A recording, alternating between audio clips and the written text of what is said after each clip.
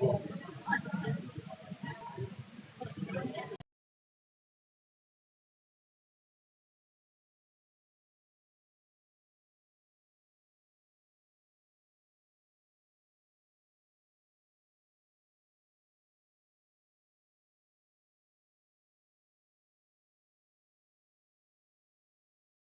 this is the first one for this year. So look, it's been good. There's really not much to complain about. I think the flight was quite smooth. You were quite careless today, weren't you? Yeah, look, it's. I guess maybe age is finally catching up with me. Yeah. So look, I managed to pick my headphones. Well, but I thought I would use them in flight. So instead of actually putting them in the traveling bag or around my neck or somewhere, I just put them on some, there's some little loose belt on the outside of the bag. So and then you just checked it in? Then I checked it in. So it's only when I went to the lounge that I realized that I'd made that mistake. And I was telling you guys that I've lost them. I mean, because you hear stories about people actually searching the bag to access things that are in the bag. So just imagine something that is hanging outside the bag. So in my mind, I'd written it off. And I remember just having a conversation with Shumba here about I want to test the morality of Zimbabweans. If it was some other country, I was going to get my stuff and etc. So I was like, I'm not going to get them. Then we got to the room. The first thing that I did was to unpack and just check if my stuff was, just to take out my clothes from the bag into the closet. Surprise, surprise, my headphones were there, neatly packed, somewhere in my bag. So I just want to say thank you to the team at the National Handling Services. Is it Civil Aviation of Zimbabwe? Yeah, I don't know whether it's Civil Aviation of Zimbabwe or the National Handling Services. Or maybe FastJet. Or FastJet. I think that was National Handling Services. Yeah, it's National Handling Services. Yes. Yeah. So thank you so much. Well done. And we know that they actually watch the show because every time we get to the airport, they always exactly. give us kudos. I wish I would know who exactly it was. Then I'll give them a brand new cap. So look, it's actually those are positive things that you need because about our country. Yeah, about our country. You don't want small little things to just get lost at the airport. Well, you ran a really dumb experiment, but it worked out quite well in the end. Well done. So cheers to everybody at the airport. NHS, yeah. I think to me the highlight was actually meeting Nyoni Cout. Okay. And he was actually in town, and he's a fashion designer out of Atlanta, and he was here in Victoria Falls, and I thought it was just wonderful. This is somebody that you follow on Instagram, and actually meeting him, and he was quite, a very friendly chap, and he had nice things to say about Zimbabwe, nice things to say about Victoria Falls. Unfortunately, he's only here for just one evening, but it was really, really fantastic to meet Nyoni. And the conference, what's your view on the conference and what's actually happening here? Look, there's a lot. There's this energy. There's a buzz about this conference that I think is high energy. It's a bit different from many of the other conferences that we've previously covered. We attended a few of the presentations. The conference room was packed. People were really paying attention, taking it seriously. It's 500 delegates, and these are mostly senior delegates of really the big companies, big mining companies in Zimbabwe. Yeah. So it's not just any ordinary delegate, but it's really a senior delegate who's coming in, and more than 500. I think that is impressive. And we've got very senior government officials as well, and very senior bankers, very senior executives from the supply chains of the mining houses, and quite a few foreigners as well who are in the business of allocating capital in the mining space. So there's a lot and of supplying energy. a lot of suppliers. It just tells you how well regarded the business of mining is by the investors.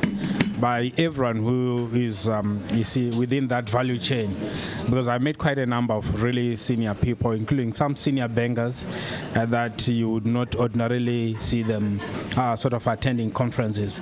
And also the support, the corporate support is amazing. So, if you walk, that whole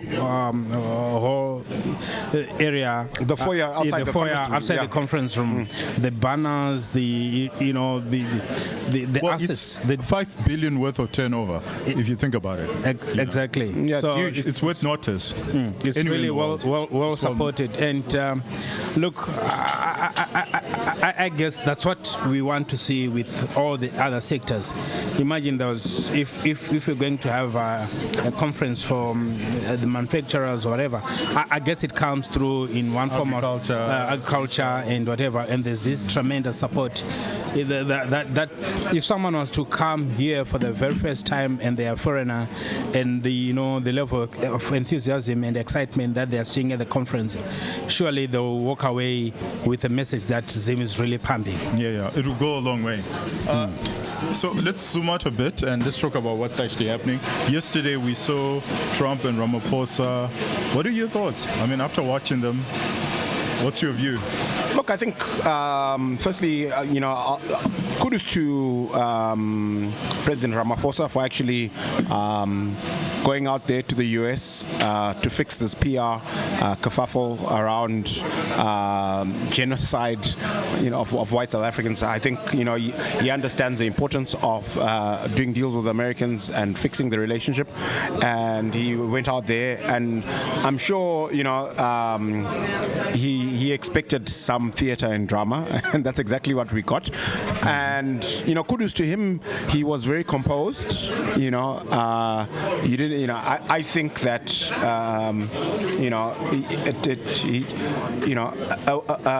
a weaker soul might have come apart at the seams, after some of the questioning and theater that we saw in the White House. But he was extremely composed, and I will put. I think that's a win for him. Do you think this trip moved the needle? It did. I also like the fact that President Ramaphosa actually sort of rehearsed this very well. Because when you look at the delegation that he took to the U.S. To meet President Trump, he went with the golfers. He went with people that have known President Trump for a very long time, like Johan Rupert, and these are like friends of Trump. And also one of the key members of his delegation was his Minister of Agriculture, who happens to be a member of the DA party. So with the kind of sort of hostile reception that maybe outsiders were expecting, and maybe what we saw with President Zelensky of Ukraine, I think I would say they did a very good job. Obviously, there was no value in really having some verbal exchanges or trying to sort of correct President Trump publicly about whether what the assertions and even that little video show that he put up was correct or not. I think President Ramaphosa understood that, look, these were concerns that were raised. And he actually said that, look, South Africa considers U.S. a partner. So if a partner is raising some concerns, you have to understand them. Whether or not the concerns are justified or the facts that are being raised are really correct or not, that's neither here nor there. And he understood that this was at a public forum. They were going to get an opportunity to sit in a closed door, and where they'll then have a proper sort of honest conversation. So I feel that was really driven by a desire to come back with a deal, an investment deal. It wasn't really about the political macho man trying to show who is the big boss, as it were. But he understood that look, the Americans in terms of in the investment arena, they are way much bigger than the South Africans. So there's nothing really wrong with sort of humbling yourself yourself in certain situations as long as you get the desired outcome. So I know the sort of pseudo Pan-Africanists were saying, this was not good. We can't just go there and get, down. Yeah, but it depends with the outcomes that you want at the end of the day. If President Ramaphosa gets the outcome that he wanted, I think that would be even a major coup for him in terms of the positive achievements. Well, I think the fact that he was in the Oval Office tells us that things have escalated to a situation where, it's bad for South Africa. I think that I take the cue from the DRC Rwanda deal that you didn't need to be in the Oval Office. So I think getting to the Oval Office means that somebody clearly has been behaving badly. But I think that it's kudos to Cyril for holding his own and for remaining balanced and sober throughout the entire process. And I think this is just the beginning. We saw what Marco Rubio was saying in the congressional hearing when he was asked by Ted Cruz, what's the issue with South Africa. And I think the Secretary Marco Rubio was very clear on what the issues are. And the issues is around Iran, it's around ICJ, it's around Israel, it's around South Africa voting against America in all the UN resolutions.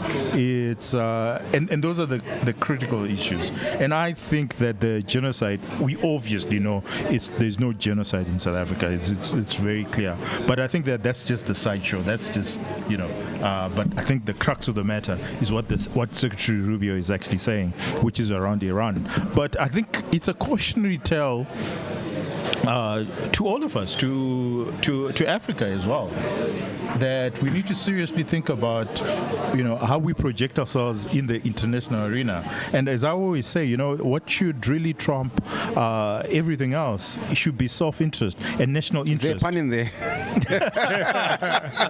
A well-intended one. Don't know, but well-intended, but intended, yes. But I think that it's clear that we need to define what is national interest. Because I think that people wear their morality on their sleeves, and they tend to take their personal morality to the international scene and to international markets. And I think that that defeats the entire process of geopolitics. The entire process of geopolitics is actually what is national interest. And I think that China does it very well, more than anyone else. What do you guys think? I think China is very clear what their national interests are. I think Trump's trip to the Middle East is a teachable moment in geopolitics, because he was quite clear. My job is not to moralize and judge people. My job is to do what's in the best interest of my country. And if you look at the world through that lens and trade deals, international partnerships and relations, I think it simplifies things. It makes which fights you pick and which fights you agree with, but you're not going to take a side. But what do you make of the Julius Malema brand globally going forward, given that he actually then became the star of the show? He was denied. He was denied a visa. The villain of the show, you mean? Yeah. He was the villain of the show. I don't know. It depends on the side of the ledger. He was denied a visa last week to the UK. Yeah. I think they were stuck at the airport and they couldn't get a visa. Look, I think it's a waning star. Yeah. I think let's talk more about that Malema one after the break, because I still consider him a star as opposed to a villain. Oh my gosh. Okay. Are we at a break? Yep.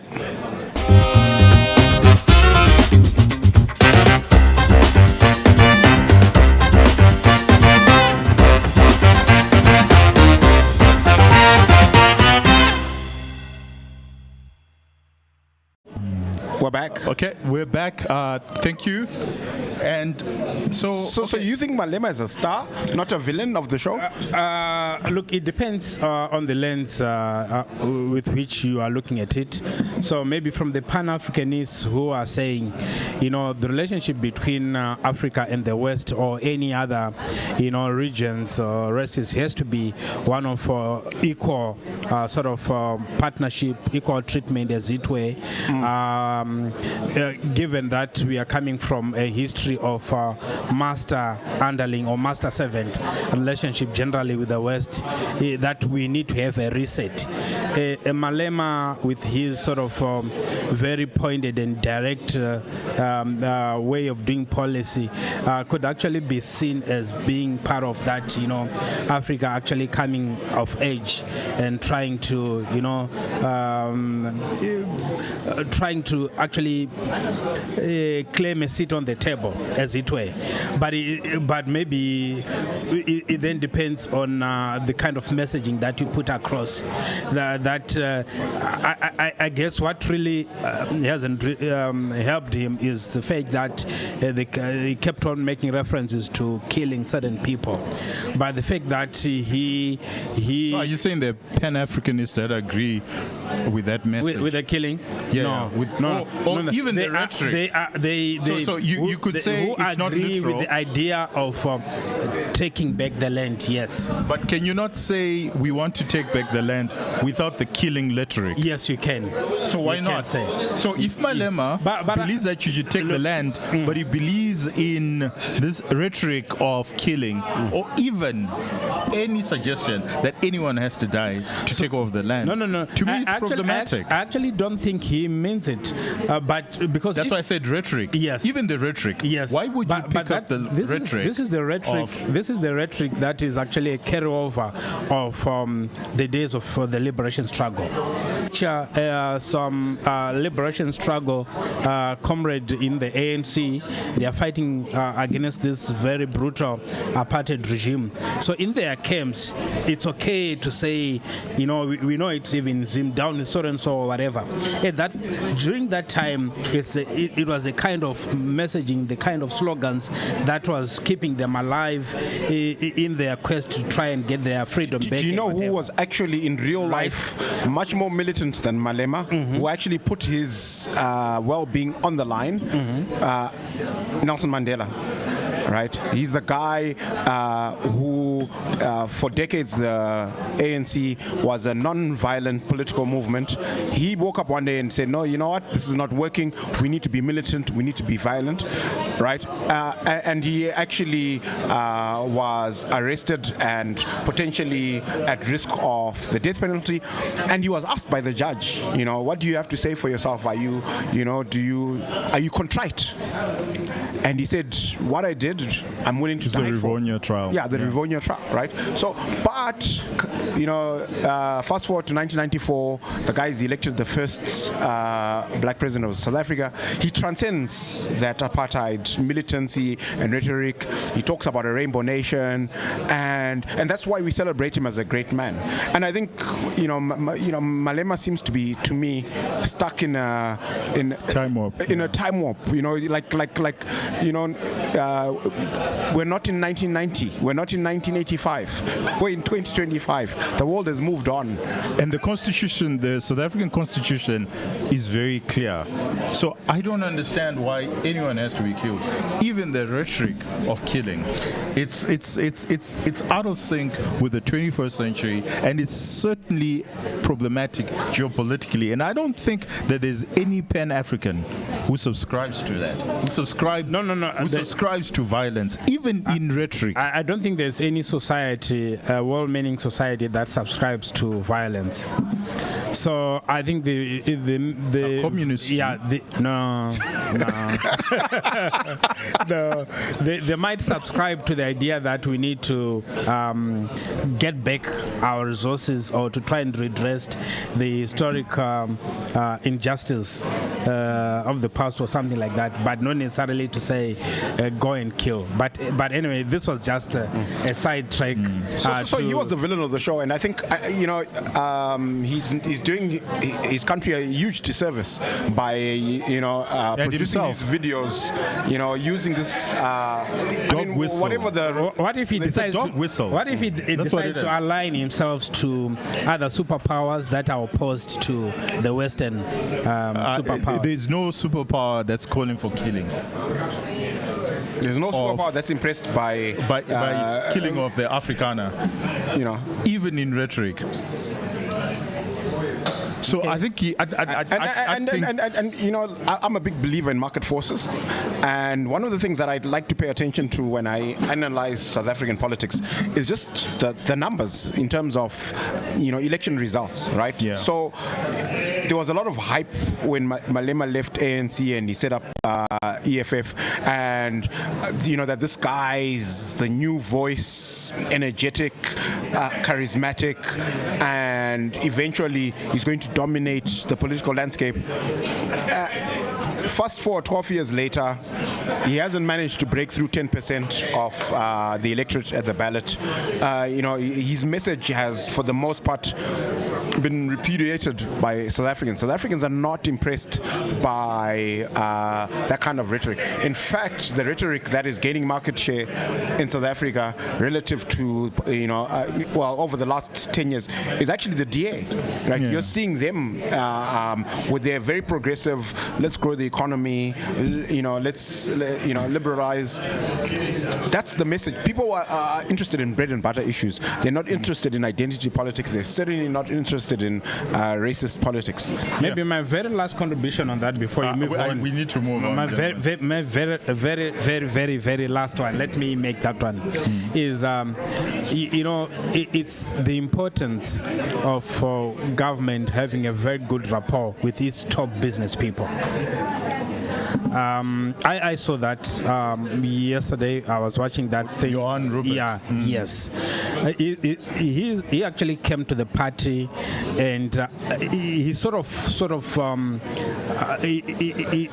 loosened the tension, as it were, when he said, no, the violence is happening across the board. It's actually more criminal activities. And this is a guy who is worth like what?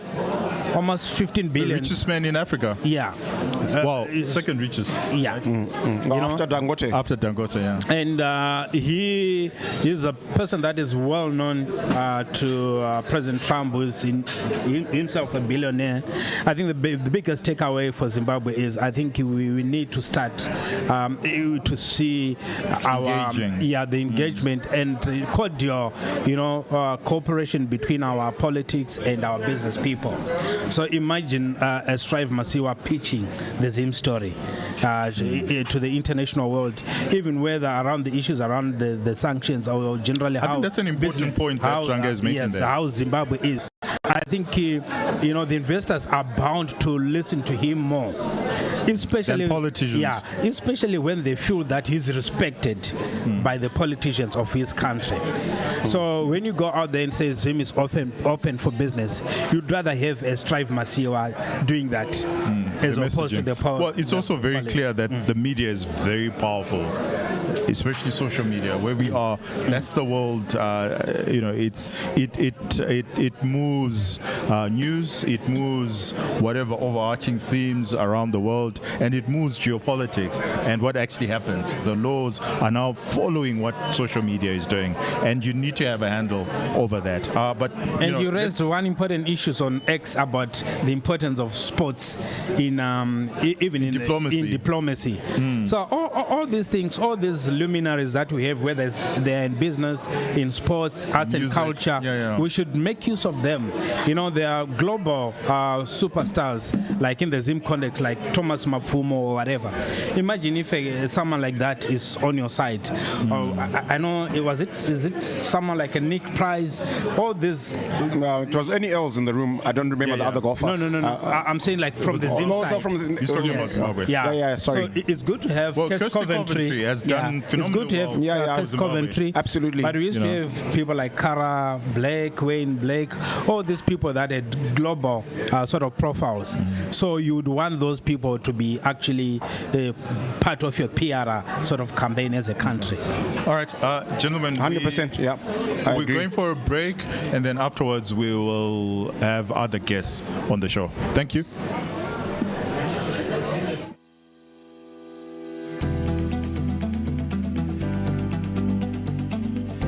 At Nedbank, we defined our purpose as to use our financial expertise to do good for individuals, families, businesses, and society.